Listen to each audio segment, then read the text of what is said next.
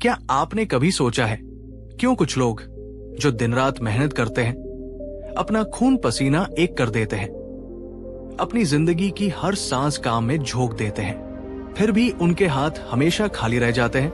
उनकी जिंदगी में वही संघर्ष, वही तंगी और वही परेशानियां बनी रहती हैं। और कुछ लोग जो शायद उतनी शारीरिक मेहनत भी नहीं करते, पर ऐसा लगता है जैसे पैसा और सफलता उनके पीछे पीछे भागते हैं। आखिर क्यों? ये अन्याय क्यों? क्या भगवान ने किसी के लिए पहले से ही अमीरी और किसी के लिए गरीबी तय कर दी है? क्या कुछ लोगों की किस्मत ही फूटी हुई होती है, या फिर इसमें मेहनत और समृद्धि का कोई ऐसा गहरा अदृश्य रहस्य छिपा है जिसे हम में से ज्यादातर लोग समझ ही नहीं पाते? आज की ये कहानी आपके इन सभी कड़वे सवालों का जवाब देगा, क्योंकि आज हम ये उत्तर किसी अर्थशास्त्री से नहीं बल्कि स्वयं तथागत गौतम बुद्ध के मुख से सुनेंगे। तो इस वीडियो को अंत तक जरूर देखना, क्योंकि जो बात बुद्ध ने उस दिन एक गरीब लकड़हारे से कही, वो आपकी जिंदगी, आपकी मेहनत और आपके भविष्य को देखने का नजरिया हमेशा के लिए बदल देगी। और हाँ, अगर आप भी अपनी मेहनत का सही फल पाना चाहते हैं तो इस वीडियो को अपना समर्थन दीजिए और इसे अभी एक लाइक जरूर करें। बहुत समय पहले की बात है। श्रावस्ती नगर के पास एक गांव में बलभद्र नाम का एक लकड़हारा रहता था। बलभद्र अपने नाम की ही तरह अत्यंत बलवान और परिश्रमी था। उसकी ईमानदारी की मिसालें पूरे गांव में दी जाती थी। वह रोजाना सुबह सूरज निकलने से पहले अपनी कुल्हाड़ी लेकर जंगल में निकल जाता और देर शाम तक, जब तक उसके शरीर की सारी ऊर्जा खत्म न हो जाती, लकड़ियां काटता रहता। वो दूसरों से ज्यादा लकड़ियां काटता, दूसरों से ज्यादा मेहनत करता। फिर वो उस लकड़ी के भारी गट्ठर को अपने कंधे पर उठाकर कई मील पैदल चलकर शहर के बाजार में बेचने जाता। पर इतनी कड़ी मेहनत, इतनी ईमानदारी के बावजूद उसके जीवन में कोई बदलाव नहीं आ रहा था। उसे अपनी मेहनत के बदले बस इतने ही पैसे मिलते थे जिससे उसके परिवार का मुश्किल से 2 वक्त का पेट भर पाता था। उसके बच्चे फटे पुराने कपड़े पहनते थे, उसकी झोपड़ी बारिश में टपकती थी और उसकी पत्नी हमेशा बीमार रहती थी। वो अक्सर अपने आसपास के उन व्यापारियों को देखता था जो उससे कम मेहनत करते थे पर आलीशान घरों में रहते थे और स्वादिष्ट भोजन करते थे। ये देखकर उसके मन में एक गहरा दुख, एक कड़वाहट और एक बड़ा सवाल उठता था। आखिर ऐसा क्यों है?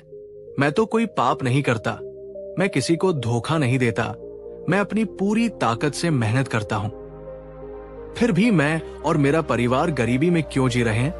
दोस्तों, क्या आपने भी अपने आसपास ऐसे किसी बलभद्र को देखा है? या शायद आप खुद भी कभी कभी वैसा ही महसूस करते हैं कि आपकी मेहनत को उसका सही मूल्य नहीं मिल रहा? अपनी भावनाओं को, अपने अनुभवों को नीचे कमेंट में जरूर साझा करें। ये जानना महत्वपूर्ण है कि आप अकेले नहीं हैं। एक दिन बलभद्र ने सुना कि महात्मा बुद्ध पासी के जेतवन विहार में ठहरे हुए हैं और वे हर किसी के प्रश्नों का उत्तर देते हैं।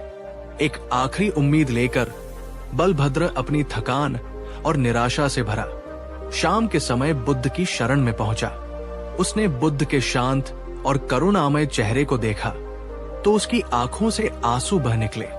उसने हाथ जोड़कर अपनी भारी आवाज में कहा, भगवान, मुझे क्षमा करे, मैं कोई ज्ञानी नहीं हूं, मैं बस एक साधारण थका हुआ लकड़हारा हूं।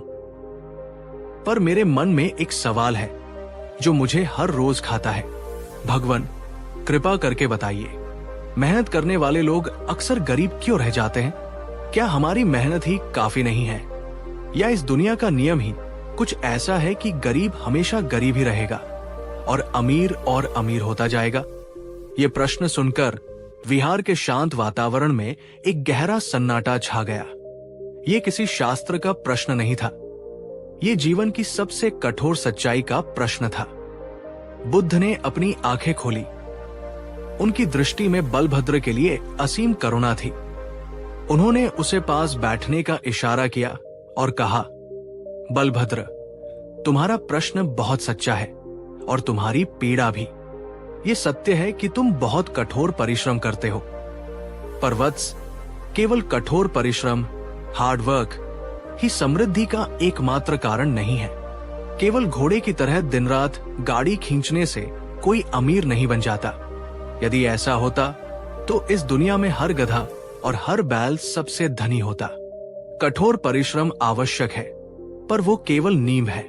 समृद्धि की इमारत 4 मजबूत स्तंभों पर खड़ी होती है, और अक्सर मेहनत करने वाले लोग इन 4 स्तंभों में से किसी न किसी एक में या सभी में चूक कर जाते हैं। ये सुनकर बलभद्र की उत्सुकता बढ़ गई। उसने पूछा, भगवान, वे 4 स्तंभ कौन से हैं? कृपा करके मेरा मार्गदर्शन करें। और फिर बुद्ध ने गरीबी के उन 4 असली कारणों का खुलासा किया जो हमारी मेहनत पर पानी फेर देते हैं। दोस्तों, बुद्ध की इन 4 बातों को अब बहुत ध्यान से सुनिएगा।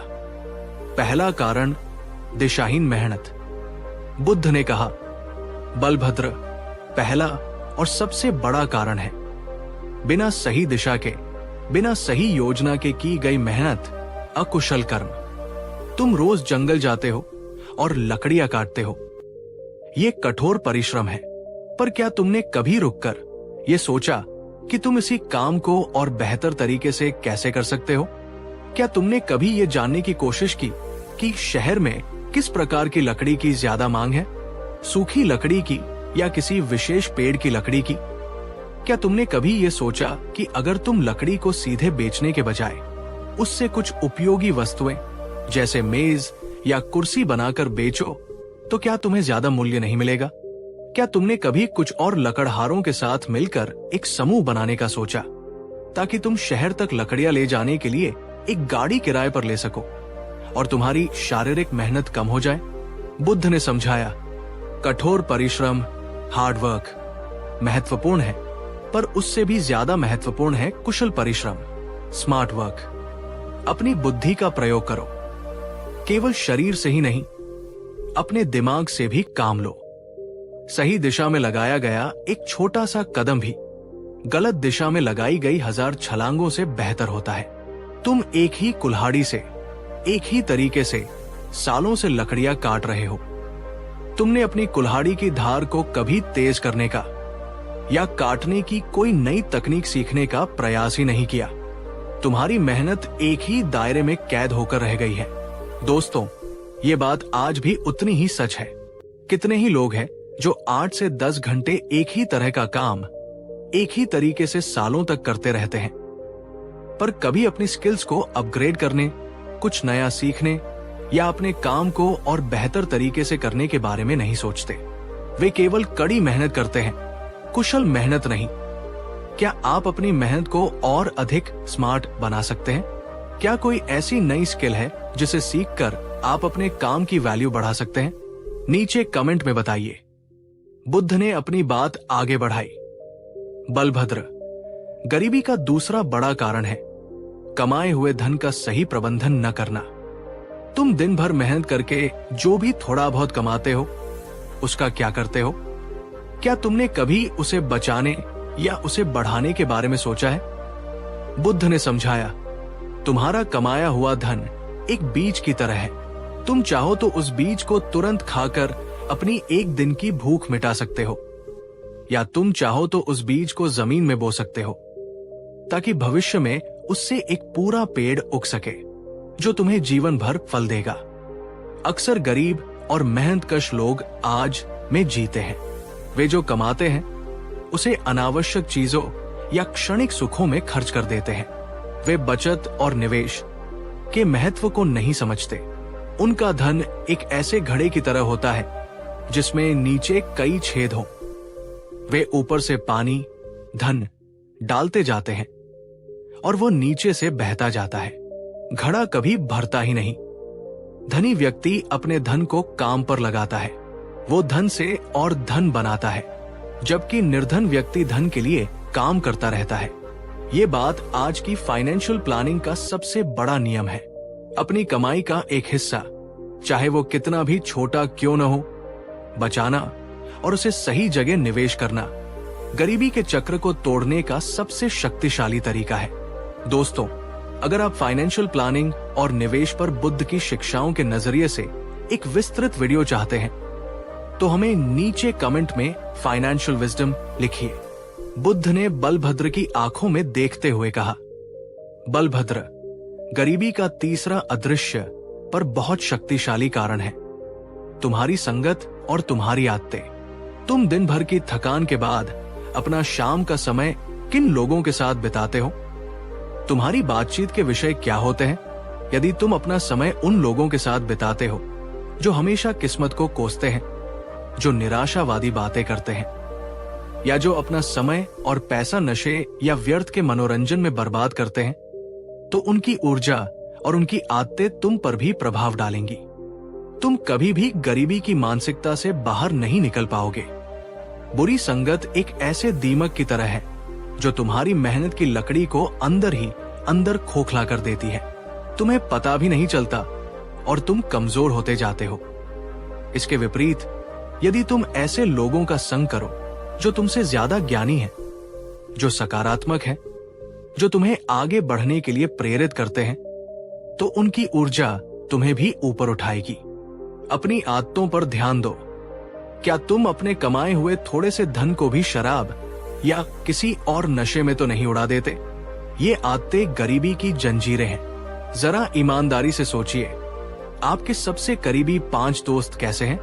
क्या वे आपको बेहतर इंसान बनने में मदद करते हैं या आपको पीछे खींचते हैं? आपकी संगत ही आपकी रंगत तय करती है। अंत में बुद्ध ने सबसे गहरे और सबसे महत्वपूर्ण कारण पर प्रकाश डाला। और बलभद्र, इन सबसे ऊपर गरीबी का चौथा और असली कारण है गरीबी की मानसिकता, पॉवर्टी माइंडसेट, स्वयं।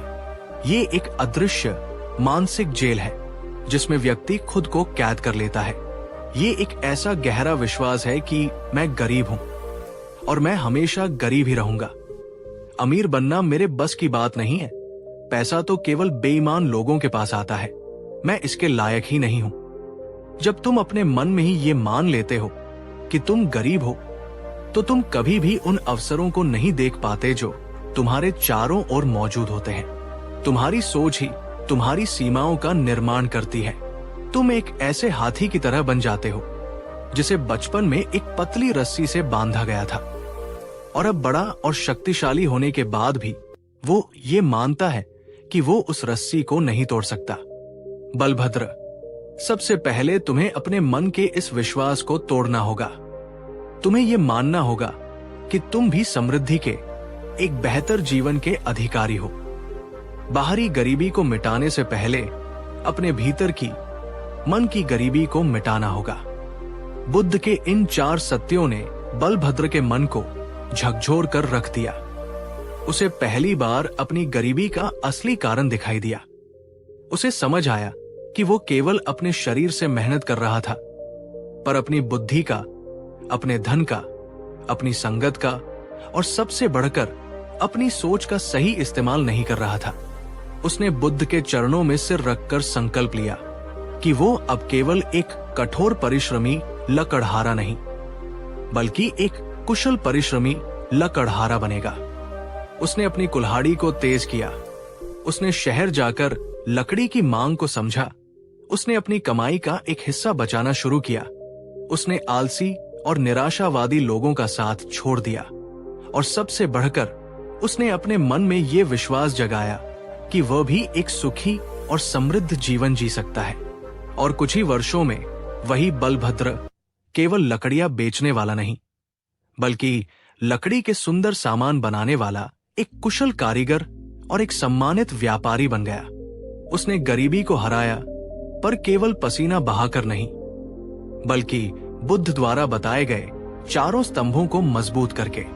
तो मेरे प्यारे दोस्तों, इस कहानी का सार यही है। अगर आप मेहनत करने के बावजूद गरीब हैं, तो अपनी मेहनत को कोसना बंद कीजिए। रुकिए और इन 4 चीजों पर विचार कीजिए। 1. क्या मेरी मेहनत सही दिशा में है? 2. क्या मैं अपने कमाए हुए धन का सही प्रबंधन कर रहा हूं? 3. मेरी संगत और आदतें कैसी हैं? 4. मेरी अपनी सोच और विश्वास कैसे हैं?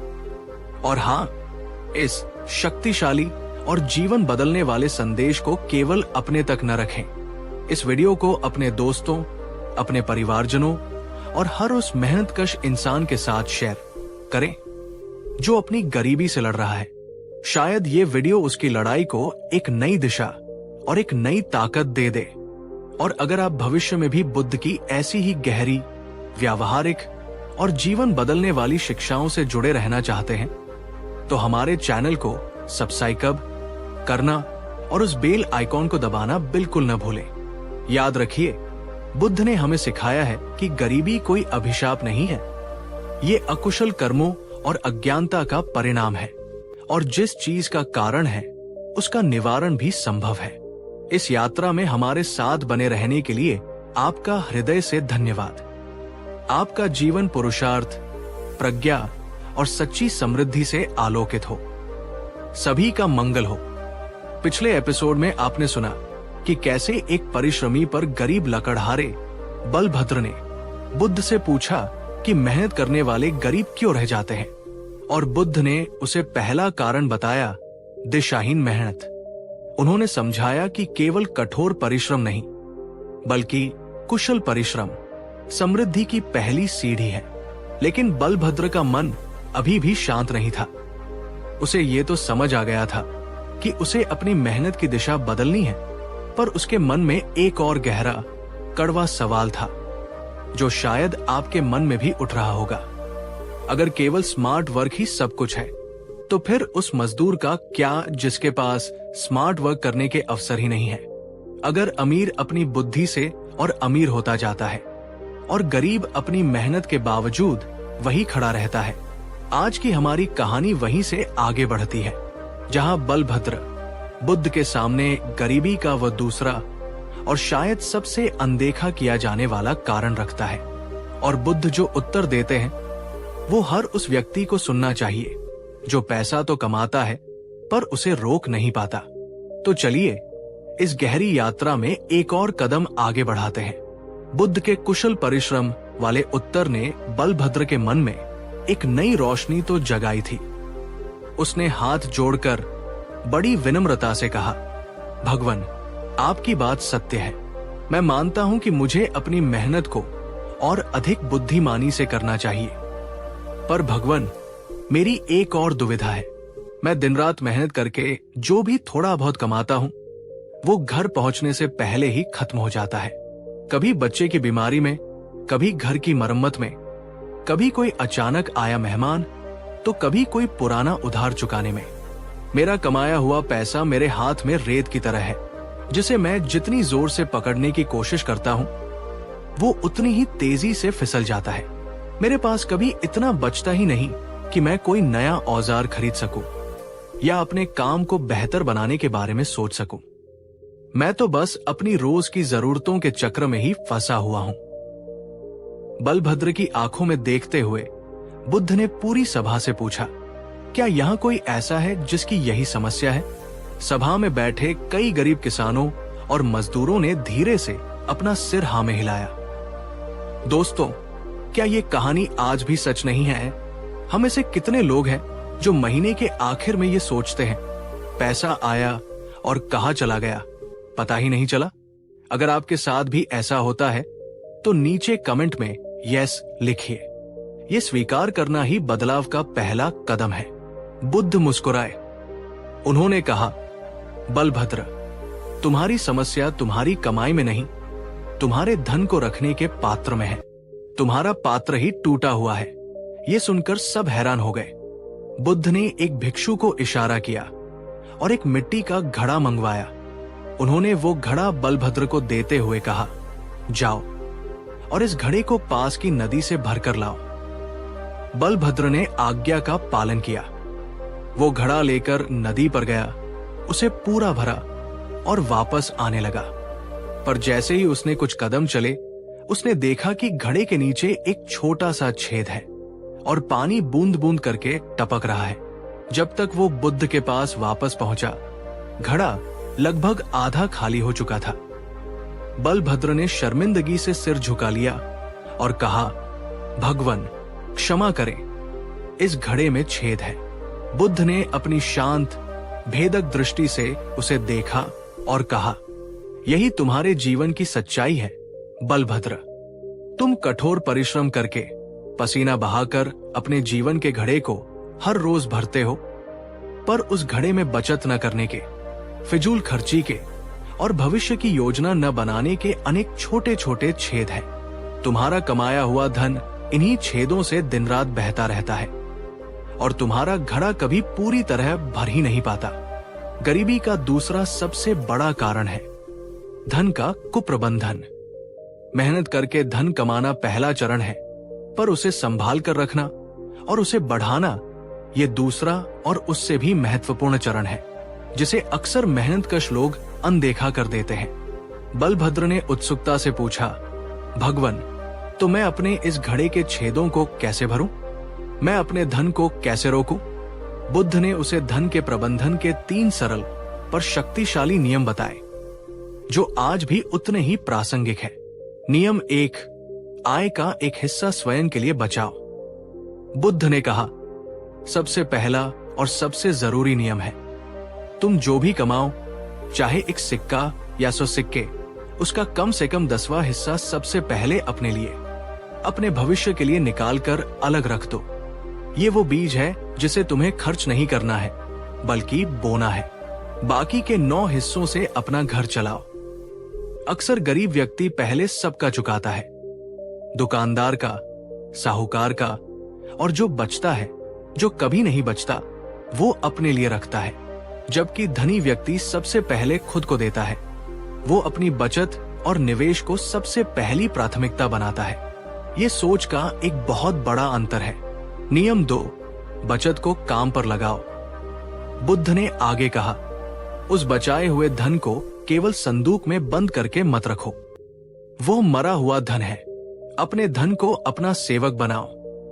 उसे ऐसे काम पर लगाओ जहां वो तुम्हारे लिए और धन कमाए। चाहे तुम उसे किसी ईमानदार व्यापारी के साथ व्यापार में लगाओ, या उससे कोई ऐसा औजार खरीदो जो तुम्हारे काम को और तेज कर दे, या उसे भूमि खरीदने में लगाओ। तुम्हारा पैसा तुम्हारे लिए दिन रात काम करना चाहिए, तब भी जब तुम सो रहे हो। यही धन को बढ़ाने का रहस्य है। नियम 3, क्षणिक सुखों के मोह से बचो। बुद्ध ने चेतावनी देते हुए कहा। और तीसरा नियम है अपनी जरूरतों और अपनी इच्छाओं के बीच के अंतर को समझना। अपनी मेहनत की कमाई को केवल क्षणिक सुख, दिखावे या ऐसी चीजों पर बर्बाद मत करो जिनकी तुम्हें वास्तव में जरूरत नहीं है। आज का छोटा सा त्याग कल की बड़ी वित्तीय स्वतंत्रता का आधार बनता है। जब तुम्हारे पास पर्याप्त बचत और निवेश हो, तब तुम अपनी इच्छाओं को पूरा करने के बारे में सोच सकते हो। पर पहले अपने भविष्य को सुरक्षित करो। दोस्तों, बुद्ध के इन 3 नियमों में से आपको कौन सा नियम अपनाने में सबसे ज्यादा कठिनाई होती है? 1, बचत करना, 2, निवेश करना, 3, या फिजूल खर्ची से बचना? नीचे कमेंट में 1, 2 या 3 लिखकर जरूर बताइए। आपकी ईमानदारी दूसरों को भी प्रेरित करेगी। और अगर ये जानकारी आपको मूल्यवान लग रही है तो इस वीडियो को शेयर करना न भूलें। बुद्ध के ये सरल पर गहरे शब्द बलभद्र के हृदय में उतर गए। उसे आज पहली बार अपनी गरीबी का असली गणित समझ में आया था। वो मेहनत तो कर रहा था, पर वो हमेशा उस छेद वाले घड़े को ही भरने की कोशिश कर रहा था। उसने बुद्ध के चरणों में सिर रखकर संकल्प लिया, भगवन, आज आपने मेरी आंखें खोल दी। मैं अब तक केवल पेड़ काटने पर ध्यान दे रहा था, पर यह नहीं देख रहा था कि मेरी कुल्हाड़ी की धार ही खराब है और मेरी टोकरी में ही छेद है। आज से मैं आपकी शिक्षा का पालन करूंगा। मैं अपनी हर कमाई का 10वां हिस्सा जरूर बचाऊंगा और उसे बुद्धिमानी से काम पर लगाऊंगा। उस दिन से बलभद्र का जीवन बदलना शुरू हो गया। वो जब भी लकड़ियां बेचकर आता, तो चाहे कितनी भी कम कमाई क्यों न हुई हो, वो उसमें से कुछ सिक्के एक अलग मटकी में डाल देता जिसे वो छूता नहीं था। शुरुआत में ये बहुत कठिन था।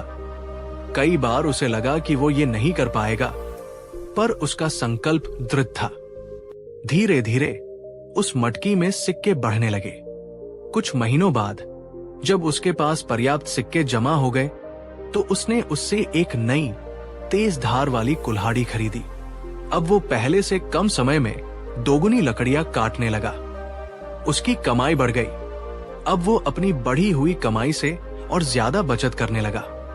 कुछ और समय बाद उसने अपनी बचत से एक छोटी सी बैलगाड़ी खरीद ली। अब उसे लकड़ियों का भारी गट्ठर अपने कंधे पर उठाकर शहर तक नहीं ले जाना पड़ता था। उसकी शारीरिक मेहनत कम हो गई और वो एक दिन में शहर के 2 चक्कर लगाने लगा। उसकी कमाई और भी बढ़ गई। उसने अपनी झोपड़ी की मरम्मत करवाई, अपनी पत्नी का अच्छा इलाज करवाया और अपने बच्चों को बेहतर कपड़े पहनाए। कुछ ही वर्षों में वही बलभद्र, जो कभी अपनी फूटी किस्मत और गरीबी का रोना रोता था, गांव का एक सम्मानित और आत्मनिर्भर व्यक्ति बन गया। वो अब भी मेहनत करता था, पर अब उसकी मेहनत दिशाहीन नहीं थी। वो अब भी लकड़हारा ही था, पर अब वो एक गरीब लकड़हारा नहीं, बल्कि एक समृद्ध और बुद्धिमान लकड़हारा था। उसने सीखा कि अमीर बनना केवल ज्यादा कमाने से नहीं, बल्कि सही तरीके से बचाने और बढ़ाने से होता है। वित्तीय स्वतंत्रता एक दिन का चमत्कार नहीं, बल्कि हर रोज की अच्छी आदतों का परिणाम है। तो मेरे प्यारे दोस्तों, बुद्ध हमें यही सिखाना चाहते हैं। मेहनत करने वाला व्यक्ति गरीब इसलिए नहीं रहता कि उसकी किस्मत खराब है या दुनिया अन्यायी है। वो अक्सर गरीब इसलिए रह जाता है क्योंकि उसे धन का प्रबंधन करना नहीं सिखाया गया। उसे कमाई का तो पता है, पर बचत, निवेश और धन को बढ़ाने का विज्ञान नहीं पता। गरीबी एक स्थायी अवस्था नहीं है, ये एक मानसिकता और आदतों का चक्र है, और इस चक्र को बुद्ध की इन शिक्षाओं से तोड़ा जा सकता है। याद रखिए, बुद्ध ने हमें धन से घृणा करना नहीं, बल्कि धन का स्वामी बनना सिखाया है। इस यात्रा में हमारे साथ बने रहने के लिए आपका हृदय से धन्यवाद। आपका जीवन परिश्रम, प्रज्ञा और सच्ची समृद्धि से भरा हो। पिछले एपिसोड्स में हमने उस गरीब और परिश्रमी लकड़हारे बलभद्र के माध्यम से ये जाना कि मेहनत करने वाले अक्सर गरीब क्यों रह जाते हैं। बुद्ध ने उसे पहले 2 बड़े कारण बताए। पहला, दिशाहीन मेहनत, और दूसरा, धन का कुप्रबंधन।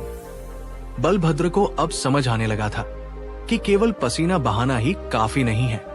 उसे अपनी मेहनत को कुशल बनाना होगा और अपनी कमाई को बचाना और बघाना सीखना होगा। पर बुद्ध जानते थे कि कहानी अभी अधूरी है। गरीबी की जड़ें और भी गहरी है और अक्सर वे दिखाई भी नहीं देती। बलभद्र के मन में अभी भी एक संशय था, भगवान, अगर मैं कुशल मेहनत भी करूं और बचत भी करूं, पर मेरा समाज ही मुझे आगे न बढ़ने दे, तो मेरे आसपास का माहौल ही नकारात्मक हो, तो ये सवाल हम सबका है ना? आज की हमारी कहानी उसी यात्रा को और आगे ले जाती है, जहां बुद्ध गरीबी के उस तीसरे अदृश्य पर शायद सबसे शक्तिशाली कारण से पर्दा उठाते हैं, जो हमारी सारी मेहनत पर चुपके से दीमक की तरह लग जाता है।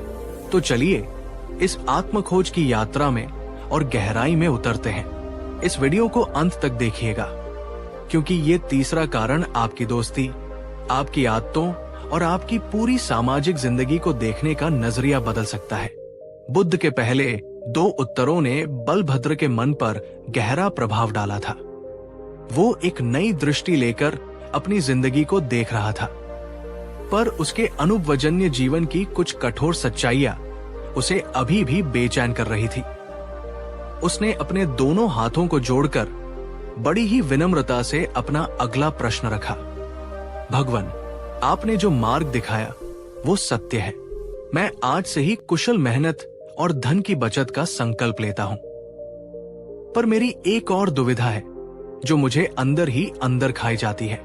मैं जिस माहौल में रहता हूं, मेरे आसपास जो लोग हैं, वे सभी निराशा और अभाव में जीते हैं। जब मैं काम से थकहार कर शाम को घर लौटता हूं, तो मेरे मित्र मुझे अपने साथ बुलाते हैं। हम साथ बैठकर अपनी किस्मत को कोसते हैं, अमीरों की बुराई करते हैं और फिर अपने थोड़े बहुत बचे हुए पैसे और समय को मदिरापान या व्यर्थ की गपशप में उड़ा देते हैं, ताकि हम कुछ देर के लिए अपने दुखों को भूल सके। उस माहौल में बचत या भविष्य की योजना बनाने की बातें करना भी मजाक का पात्र बनने जैसा है। अगर मैं उनका साथ छोड़ता हूं तो मैं अकेला पड़ जाऊंगा। भगवान, इस सामाजिक दबाव से, इस नकारात्मक माहौल से कैसे बचूं? बलभद्र का ये प्रश्न सुनकर बुद्ध की आंखों में एक गहरी करुणा उभरी। वे जानते थे कि ये केवल बलभद्र की नहीं, बल्कि लाखों करोड़ों इंसानों की कहानी है जो एक नकारात्मक दलदल में फंसे हुए हैं और बाहर निकलना चाहते हैं पर निकल नहीं पाते। दोस्तों, क्या आपने भी कभी ऐसा महसूस किया है कि आप अपनी जिंदगी बदलना चाहते हैं, पर आपके दोस्त, आपके रिश्तेदार या आपका माहौल ही आपको पीछे खींच लेता है? वे आपकी नई आदतों का मजाक उड़ाते हैं, आपको हतोत्साहित करते हैं। अगर आपने भी कभी इस सामाजिक कैकड़ेपन का अनुभव किया है तो नीचे कमेंट में लिखिए। ये जानना महत्वपूर्ण है कि इस लड़ाई में हम सब कहीं न कहीं साथ हैं। बुद्ध ने बलभद्र की ओर देखकर कहा, बलभद्र, तुमने गरीबी की तीसरी और सबसे गहरी जड़ को छू लिया है। ये जड़ है तुम्हारी संगत और तुम्हारी आदतें। तुम किन लोगों के साथ अपना सबसे कीमती समय बिताते हो और उस समय में तुम क्या करते हो, यही तुम्हारी समृद्धि या तुम्हारी गरीबी की दिशा तय करता है। बुद्ध ने एक बहुत ही सुंदर उदाहरण दिया। उन्होंने पास के तालाब में खिले एक कमल के पत्ते की ओर इशारा किया और कहा, देखो उस कमल के पत्ते को। बारिश की बूंदें उस पर गिरती तो है पर टिकती नहीं, फिसल जाती है, क्योंकि उस पत्ते की सतह चिकनी और ऊपर की ओर उठी हुई है। परंतु यदि जमीन में एक गड्ढा हो तो बारिश की सारी बूंदें आकर उसी में जमा हो जाती है और वहां कीचड़ बन जाता है। तुम्हारा मन कैसा है बलभद्र? क्या वो उस कमल के पत्ते जैसा है जो नकारात्मक बातों को खुद पर टिकने नहीं देता, या उस गड्ढे जैसा है जो हर तरह की निराशा, शिकायत और बुरी आदतों को अपने अंदर जमा करता रहता है? और तुम्हारे मन को कमल का पत्ता या गड्ढा बनाने का काम तुम्हारी संगत करती है। बुद्ध ने दो प्रकार के मित्रों का वर्णन किया। एक, पाप मित्रता, वे लोग जो तुम्हें आलस्य की ओर ले जाएं, जो तुम्हें नशे और व्यर्थ के मनोरंजन के लिए प्रेरित करें, जो तुम्हारी मेहनत का मजाक उड़ाएं और तुम्हारी बचत को फिजूल खर्ची बताएं, जो हमेशा किस्मत को कोसें और दूसरों में दोष ढूंढें। वे तुम्हारे मित्र नहीं, वे तुम्हारी समृद्धि के शत्रु हैं। उनकी संगत उस गड्ढे की तरह है जो तुम्हें नीचे की ओर खींचेगी। दो, कल्याण मित्रता, बटा, और वे लोग जो तुम्हें उद्यम और परिश्रम के लिए प्रेरित करें, जो तुम्हें ज्ञान और नई कुशलता सीखने की राह दिखाएं, जो तुम्हें बुरी आदतों से दूर रखें और तुम्हारी बचत करने पर तुम्हें सराहें, जो सकारात्मक और आशावान हो। वे तुम्हारे सच्चे कल्याण मित्र हैं। उनकी संगत उस कमल के पत्ते की तरह है जो तुम्हें हमेशा ऊपर की ओर उठने और निर्मल बने रहने में मदद करेगी। बुद्ध ने यहां तक कहा था कि एक कल्याण मित्र का मिलना आध्यात्मिक और भौतिक जीवन की आधी सफलता के बराबर है। बलभद्र ने कहा, भगवान, आपकी बात सत्य है, पर मेरे आसपास तो केवल पाप मित्र ही है। मैं अकेला कैसे रहूं? मैं इस चक्र को कैसे तोड़ूं? बुद्ध ने उसे इस नकारात्मक चक्र को तोड़ने के 3 व्यावहारिक उपाय बताए। दोस्तों, ये 3 उपाय आपकी जिंदगी बदल सकते हैं। बुद्ध ने कहा, एक ही दिन में अपने सभी पुराने मित्रों से नाता तोड़ना आवश्यक नहीं, और नहीं, ये बुद्धिमानी है। इससे तुम उनके क्रोध और घृणा का पात्र बन जाओगे। बुद्धिमानी इसमें है कि तुम धीरे धीरे उनकी उन गतिविधियों से खुद को दूर करो जो तुम्हारे लक्ष्य के विरुद्ध है। जब वे तुम्हें मदिरापान के लिए बुलाएं, तो तुम विनम्रता से कहो, मित्र, आज मेरा मन नहीं है, या मुझे कुछ और आवश्यक कार्य है। जब वे बैठकर किसी की निंदा करें या किस्मत को कोसें, तो तुम उस बातचीत में हिस्सा लेने के बजाय मौन रहो या वहां से उठ जाओ। धीरे धीरे वे स्वयं ही समझ जाएंगे कि तुम्हारी दिशा अब अलग है। बुद्ध ने समझाया, प्रकृति को खालीपन पसंद नहीं है। यदि तुम केवल बुरी आदतों को छोड़ोगे और उनकी जगह किसी अच्छी आदत को नहीं अपनाओगे, तो तुम्हारा मन फिर से उन्हीं पुरानी आदतों की ओर भागेगा। इसलिए जिस समय को तुम पहले व्यर्थ की गपशप में गवाते थे, उस समय को किसी नए कौशल को सीखने में लगाओ। लकड़ी का काम सीखो या बस अच्छी और प्रेरणादायक बातें सुनो। जब तुम्हारा मन किसी रचनात्मक कार्य में लगा रहेगा, तो उसे विनाशकारी आदतों के लिए समय ही नहीं मिलेगा। बुद्ध ने अंतिम उपाय बताते हुए कहा, यह सबसे महत्वपूर्ण है। तुम्हें स्वयं कल्याण मित्रों की तलाश करनी होगी। शहर जाओ, उन सफल कारीगरों और व्यापारियों से मिलो जिनका तुम सम्मान करते हो। उनसे विनम्रता से मार्गदर्शन मांगो। उन लोगों के पास जाओ जो अपने जीवन में कुछ अच्छा कर रहे हैं। शुरुआत में वे शायद तुम्हें महत्व न दे, पर तुम्हारी लगन और ईमानदारी देखकर वे तुम्हें अवसर जरूर देंगे। एक सकारात्मक व्यक्ति की संगत नकारात्मक व्यक्तियों की संगत पर भारी पड़ती है। अपनी ऊर्जा को सही लोगों को ढूंढने में लगाओ। दोस्तों, क्या आपने कभी अपनी संगत को बदलने का प्रयास किया है? और अगर हाँ, तो उसका आपके जीवन पर क्या प्रभाव पड़ा? नीचे कमेंट में अपना अनुभव साझा करें। आपकी कहानी किसी और को अपनी संगत बदलने की हिम्मत दे सकती है। और अगर ये ज्ञान आपको अपनी जिंदगी के लिए उपयोगी लग रहा है, तो इस वीडियो को शेयर करके दूसरों तक भी पहुंचाएं। बुद्ध के ये स्पष्ट और व्यावहारिक उपाय सुनकर बलभद्र के मन का सारा संशय दूर हो गया। उसे अपना मार्ग अब बिल्कुल साफ दिखाई दे रहा था।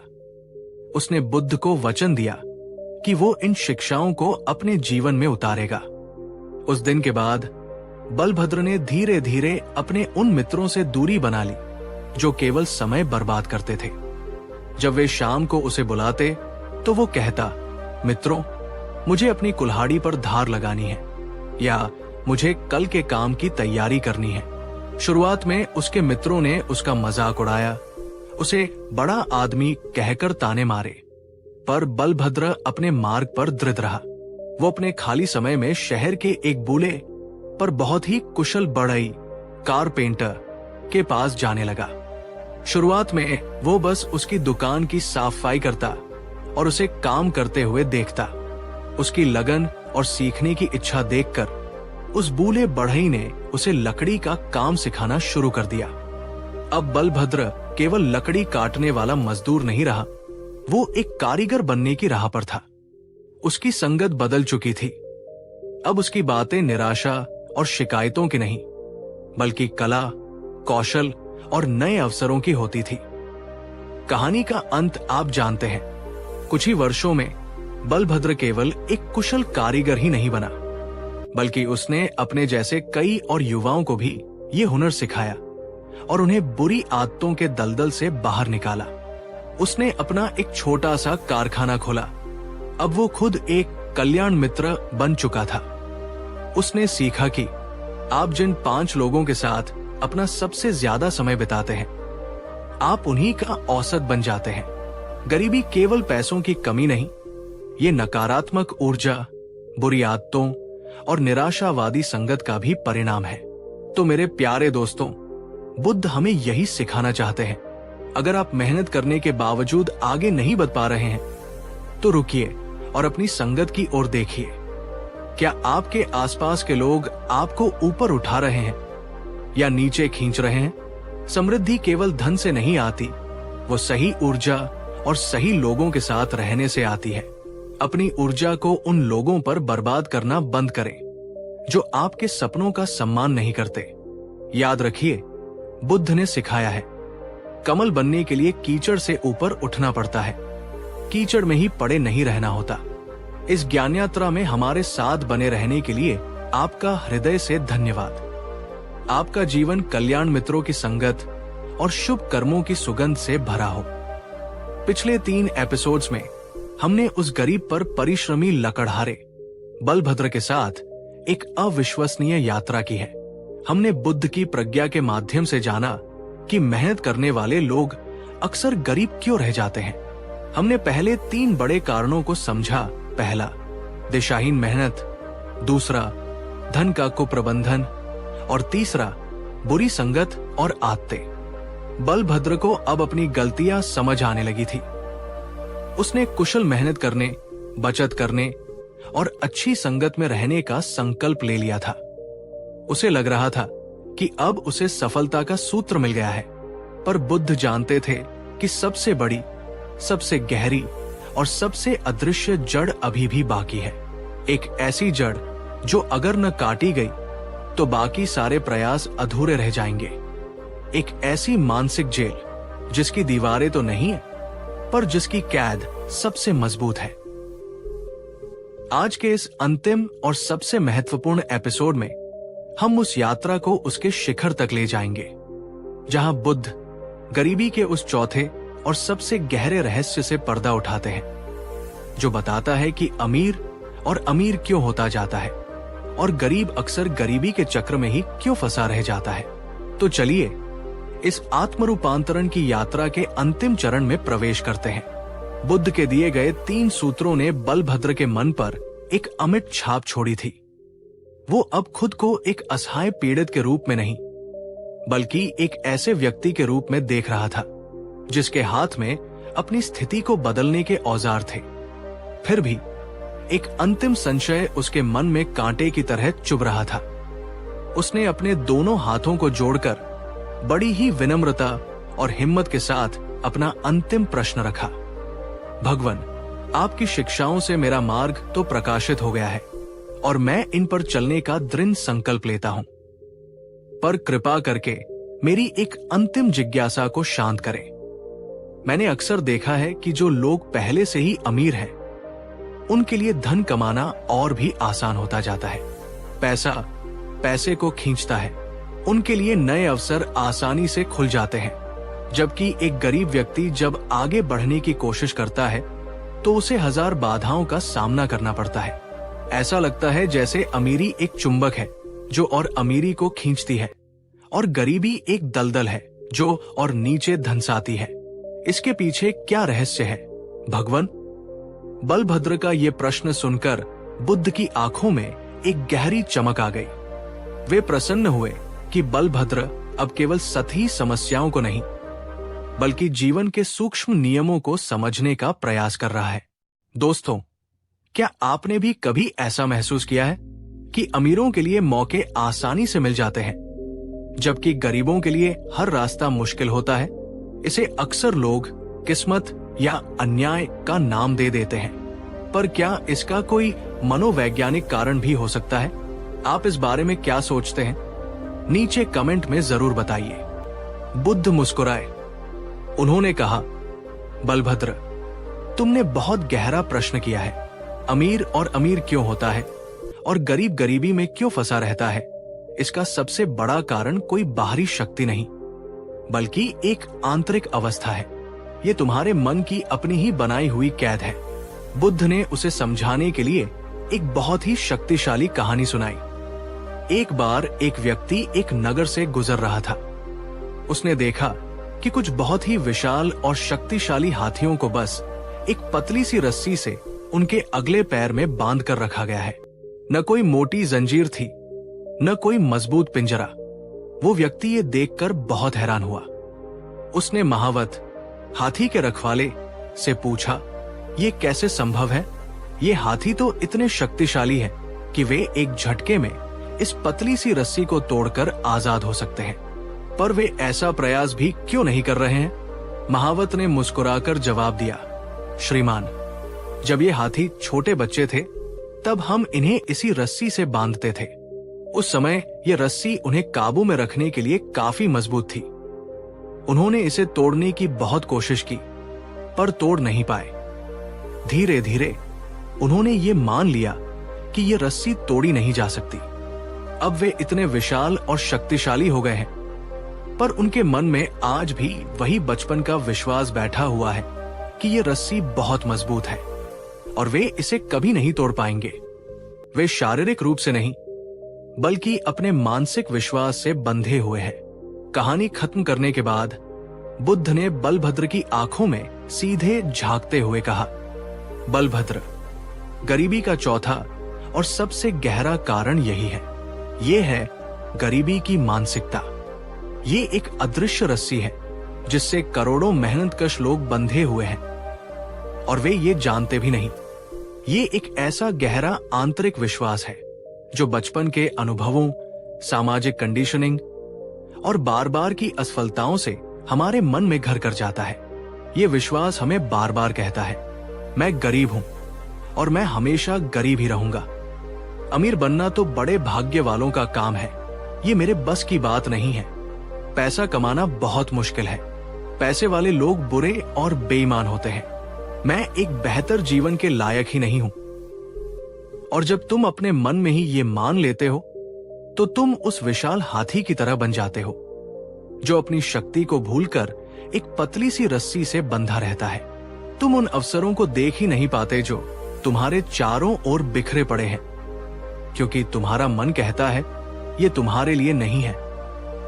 तुम्हारी सोच ही तुम्हारी सीमाओं का निर्माण कर देती है। बलभद्र ने पूछा, भगवान, तो मैं ये कैसे जानूं कि मैं भी इस मानसिक कैद में हूं? और अगर हूं तो मैं इस अदृश्य रस्सी को कैसे तोड़ूं? बुद्ध ने उसे गरीबी की मानसिकता के 3 मुख्य लक्षण और उन्हें तोड़ने के उपाय बताए। दोस्तों, इन्हें बहुत ध्यान से सुने और देखें कि कहीं ये लक्षण आपके भीतर तो नहीं है। गरीबी की मानसिकता वाला व्यक्ति हमेशा कमी के बारे में सोचता है। मेरे पास पैसा नहीं है, मेरे पास समय नहीं है, मेरे पास अवसर नहीं है। वो हमेशा यही सोचता है कि दुनिया में संसाधन सीमित है और अगर किसी और को कुछ मिलता है तो इसका मतलब है कि उसके हिस्से का कम हो गया। वो देने से डरता है। बुद्ध ने कहा, ये देखना शुरू करो कि तुम्हारे पास क्या क्या है, न कि ये कि क्या क्या नहीं है। तुम्हारे पास स्वास्थ्य है, तुम्हारे पास समय है, तुम्हारे पास कुछ न कुछ कौशल है। जब तुम कृतज्ञता का अभ्यास करते हो और निस्वार्थ भाव से किसी को थोड़ा सा भी देते हो, चाहे वो समय हो या ज्ञान, तो तुम अपने मन को ये संदेश देते हो कि तुम्हारे पास कमी नहीं है, तुम्हारे पास प्रचुरता है। और प्रचुरता की सोच ही और प्रचुरता को आकर्षित करती है।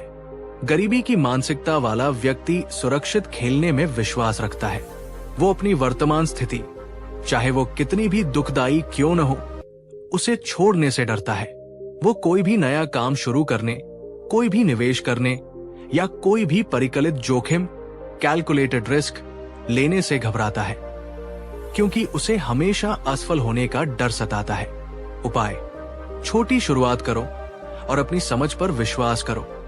बुद्ध ने कहा, मैं तुम्हें अंधाधुंध जुआ खेलने को नहीं कह रहा, पर अपने आराम के दायरे से एक छोटा सा कदम बाहर निकालो। अपनी बचत का एक बहुत छोटा सा हिस्सा किसी नए औजार को खरीदने में या किसी छोटे से व्यापार में लगाकर देखो। असफलता से डरो मत, उसे एक शिक्षक समझो। हर असफलता तुम्हें पहले से अधिक बुद्धिमान बनाती है और ये सबसे गहरा लक्षण है। गरीबी की मानसिकता वाला व्यक्ति भीतर ही भीतर ये मानता है कि वो सफलता या समृद्धि के लायक ही नहीं है।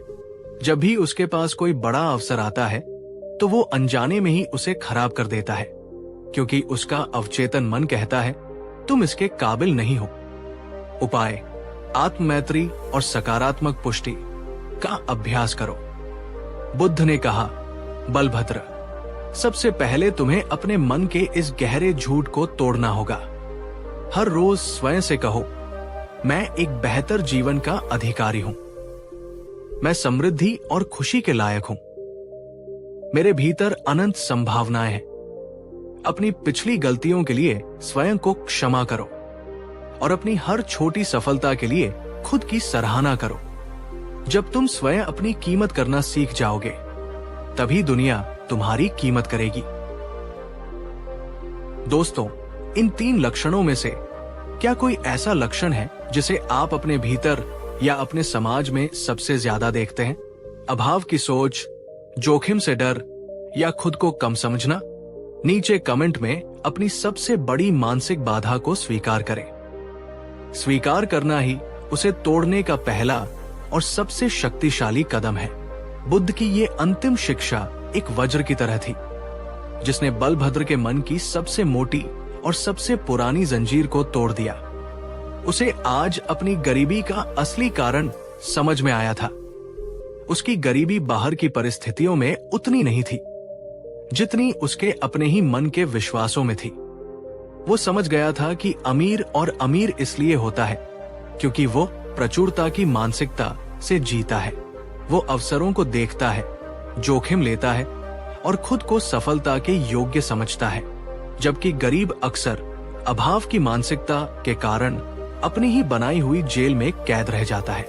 उसने बुद्ध के चरणों में अपना सिर रखा और इस बार उसकी आंखों में आंसू नहीं बल्कि एक अदम्य ज्योति थी।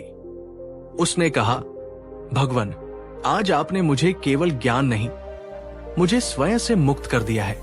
आज मैं इस अदृश्य रस्सी को तोड़कर अपने असली बल को पहचानकर यहां से जा रहा हूं। उस दिन के बाद बलभद्र ने केवल अपने काम करने का तरीका ही नहीं बदला, बल्कि अपने सोचने का तरीका भी पूरी तरह से बदल दिया।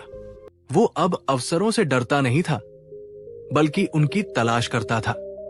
वो खुद को एक गरीब लकड़हारा नहीं, बल्कि एक मूल्यवान कारीगर और भविष्य का एक सफल व्यापारी समझता था। और जैसा कि आप सोच सकते हैं, कुछ ही वर्षों में उसकी बाहरी वास्तविकता भी उसकी आंतरिक सोच के अनुरूप हो गई। उसने न केवल अपनी गरीबी मिटाई, बल्कि अपने जैसे कई और लोगों को भी इस गरीबी की मानसिकता की कैद से बाहर निकलने में मदद की।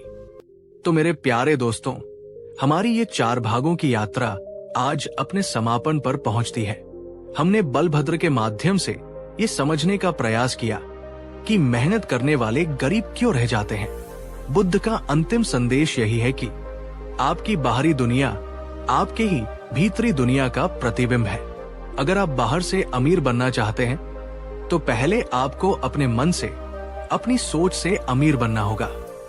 अपनी मानसिक रस्सियों को तोड़ डालो, अपनी कीमत को पहचानो और ये विश्वास करो कि तुम एक बेहतर, समृद्ध और आनंदपूर्ण जीवन के पूरी तरह से लायक हो। याद रखिए, बुद्ध ने सिखाया है, गरीबी कोई अभिशाप या स्थायी नियति नहीं है। ये केवल अज्ञानता का एक रूप है, जिसे प्रज्ञा और सही कर्म से पूरी तरह मिटाया जा सकता है। इस अविस्मरणीय यात्रा में शुरू से अंत तक हमारे साथ बने रहने के लिए आपका हृदय की गहराइयों से धन्यवाद। आपका जीवन बाहरी और भीतरी दोनों प्रकार की सच्ची समृद्धि से परिपूर्ण हो। सभी का मंगल हो। पिछले 4 एपिसोड्स में हमने उस गरीब लकड़हारे बलभद्र के माध्यम से बुद्ध की उन 4 शक्तिशाली शिक्षाओं को जाना, जो बताती है कि अक्सर मेहनत करने वाले गरीब क्यों रह जाते हैं। बलभद्र को अब सफलता के सारे सूत्र मिल चुके थे। उसे लग रहा था कि अब उसे अमीर बनने से कोई नहीं रोक सकता, और शायद आप भी यही सोच रहे होंगे। पर बुद्ध की ज्ञान गंगा इतनी सतही नहीं है। वे जानते थे कि इन 4 स्तंभों के बावजूद एक ऐसी अंतिम कड़ी है, एक ऐसा 5वां तत्व है, जिसके बिना ये सारी मेहनत, सारी बुद्धिमानी और सारी सकारात्मक सोच अधूरी रह जाती है। ये एक ऐसा रहस्य है जो भौतिक सफलता को आत्मिक शांति से जोड़ता है। ये वह चीज है जो अमीर को सच में समृद्ध बनाती है। आज के इस श्रृंखला के अंतिम और परम समापन में बुद्ध उस लकड़हारे को और हम सबको मेहनत और समृद्धि का वो अंतिम रहस्य बताने जा रहे हैं। एक ऐसी शिक्षा जो अगर आपकी मेहनत के साथ नहीं है, तो आप शायद पैसा तो कमा ले, पर जीवन भर भीतर से गरीब ही रहेंगे। तो चलिए, इस परम ज्ञान को पाने के लिए इस अंतिम यात्रा में हमारे साथ चलिए। अंत तक बने रहिएगा, क्योंकि ये 5वां तत्व ही आपकी सफलता को सार्थकता प्रदान करेगा। बुद्ध की 4 शिक्षाओं को अपने जीवन में उतारने के बाद बलभद्र की दुनिया पूरी तरह से बदल गई थी। वो अब एक दिशाहीन मजदूर नहीं, बल्कि एक कुशल कारीगर बन चुका था। उसने अपनी कमाई का एक हिस्सा बचाना और उसे फिर से अपने काम में लगाना सीख लिया था। उसने बुरी संगत छोड़कर शहर के सफल व्यापारियों के साथ उठना बैठना शुरू कर दिया था। और सबसे बढ़कर उसने अपने मन से ये विश्वास मिटा दिया था कि वो गरीबी में जीने के लिए पैदा हुआ है। उसका काम बढ़ने लगा। उसकी बनाई लकड़ी की वस्तुएं दूर दूर तक प्रसिद्ध होने लगी। उसके घर में अब अभाव नहीं था। उसके बच्चों को अच्छे कपड़े और भोजन मिलने लगा। वो धीरे धीरे गरीबी के दलदल से बाहर निकल रहा था। पर जैसे जैसे उसके पास धन आने लगा, उसके मन में एक नई बेचैनी ने जन्म लेना शुरू कर दिया। वो अब और ज्यादा काम करने लगा, सुबह से लेकर देर रात तक। उसे हर समय ये चिंता लगी रहती कि कहीं उसका कोई प्रतिद्वंद्वी उससे आगे न निकल जाए। वो अब हर सिक्के का हिसाब रखने लगा और कभी कभी जरूरतमंदों की मदद करने में भी कंजूसी करने लगा, ये सोचकर कि कहीं उसका पैसा कम न हो जाए। उसके चेहरे से वो पुरानी सरलता और शांति गायब होने लगी थी और उसकी जगह एक तनाव और प्रतिस्पर्धा ने ले ली थी। एक दिन जब वो फिर से बुद्ध के दर्शन के लिए जेतवन विहार गया, तो बुद्ध ने उसे देखते ही पूछ लिया, बलभद्र, तुम्हारे जीवन में समृद्धि तो आ रही है, पर तुम्हारे चेहरे से शांति क्यों जा रही है? तुम धन तो कमा रहे हो, पर आनंद क्यों खो रहे हो? ये सुनकर बलभद्र चौंक गया। उसने कहा, भगवान, मैं तो बस आपकी ही शिक्षाओं का पालन कर रहा हूं। मैं और अधिक कुशल बन रहा हूं और अधिक धन कमा रहा हूं, ताकि मैं पूरी तरह से गरीबी से मुक्त हो सकूं। दोस्तों, क्या ये आज के सफल लोगों की कहानी नहीं है? हम पैसा, सफलता, तरक्की के पीछे भागते भागते अपनी मन की शांति, अपने रिश्तों का सुख और अपने जीवन का आनंद ही खो देते हैं। क्या आपने भी ऐसा महसूस किया है? नीचे कमेंट में बताइए, क्या सफलता और शांति एक साथ संभव है? बुद्ध मुस्कुराए। उन्होंने कहा, बलभद्र, तुमने मेरी शिक्षाओं के शरीर को तो पकड़ लिया, पर उसकी आत्मा को अभी नहीं समझा है। कठोर और कुशल मेहनत, धन का प्रबंधन, अच्छी संगत और सकारात्मक सोच, ये चारों स्तंभ आवश्यक है। पर ये केवल एक सुंदर रथ के 4 पहियों की तरह है। यदि उस रथ को चलाने वाला सारथी ही दिशाहीन और स्वार्थी हो, तो वो रथ तुम्हें मंजिल तक नहीं, बल्कि किसी खाई में ही ले जाएगा। गरीबी से मुक्त होने का 5वां और अंतिम रहस्य, जो इन चारों स्तंभों को एक साथ जोड़ता है, वो है धर्म सहित अर्थ। बलभद्र ने पूछा, भगवान, इसका क्या अर्थ है? बुद्ध ने समझाया, अर्थ का मतलब है धन, समृद्धि, भौतिक सफलता, और धर्म का अर्थ है सही आचरण, नैतिकता, करुणा और तुम्हारे कर्मों का दूसरों पर पड़ने वाला प्रभाव। मेहनत करने वाला व्यक्ति अक्सर गरीब इसलिए भी रह जाता है, या धन कमाने के बाद भी दुखी इसलिए रहता है, क्योंकि वह केवल अर्थ के पीछे भागता है और धर्म को भूल जाता है। बुद्ध ने इसे समझाने के लिए एक दीपक का उदाहरण दिया। कल्पना करो कि धन एक दीपक के तेल की तरह है। तुम्हारी मेहनत और बुद्धिमानी उस तेल को पैदा करती है, पर धर्म उस दीपक की लौ, फ्लेम की तरह है। यदि केवल तेल ही तेल हो और लौ न हो, तो उस तेल का क्या कोई उपयोग है? वो केवल अंधकार और चिकनाई ही फैलाएगा। पर जब उसमें धर्म की एक छोटी सी लौ जलती है, तो वही तेल चारों ओर प्रकाश फैलाता है, दूसरों का मार्ग भी रोशन करता है और स्वयं भी सार्थक हो जाता है। जब तुम्हारी मेहनत केवल अपने लिए धन इकट्ठा करने तक सीमित हो जाती है, तो वो एक बोझ बन जाती है, एक अंतहीन दौड़ बन जाती है।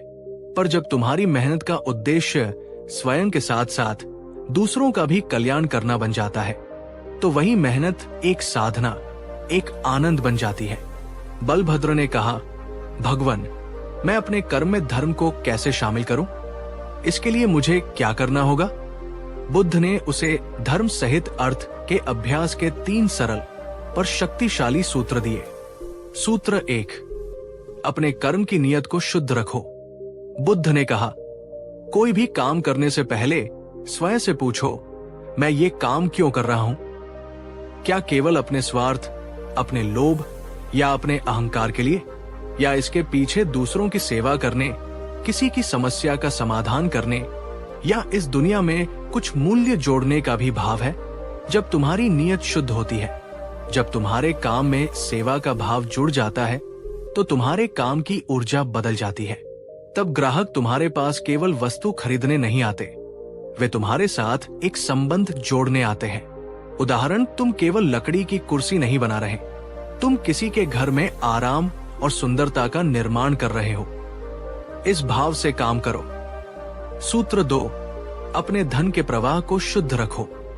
केवल धन कमाना ही काफी नहीं, ये भी देखो कि वो धन आ कहां से रहा है और जा कहां रहा है। धन कमाने का मार्ग शुद्ध होना चाहिए, अर्थात किसी को धोखा देकर, किसी का शोषण करके या प्रकृति को नुकसान पहुंचाकर धन मत कमाओ। ऐसा धन अपने साथ अशांति और बुरे कर्म लाता है, और धन खर्च करने का मार्ग भी शुद्ध होना चाहिए। अपनी कमाई का एक हिस्सा, चाहे कितना भी छोटा क्यों न हो, उन लोगों की मदद के लिए अवश्य निकालो जो तुमसे कम भाग्यशाली है। इसे बुद्ध ने दान कहा है। दान केवल पुण्य के लिए नहीं है, ये धन के प्रति तुम्हारी आसक्ति को कम करने और तुम्हारे हृदय को विशाल बनाने का एक अभ्यास है। जो देता है उसे प्रकृति 100 गुना करके लौटाती है।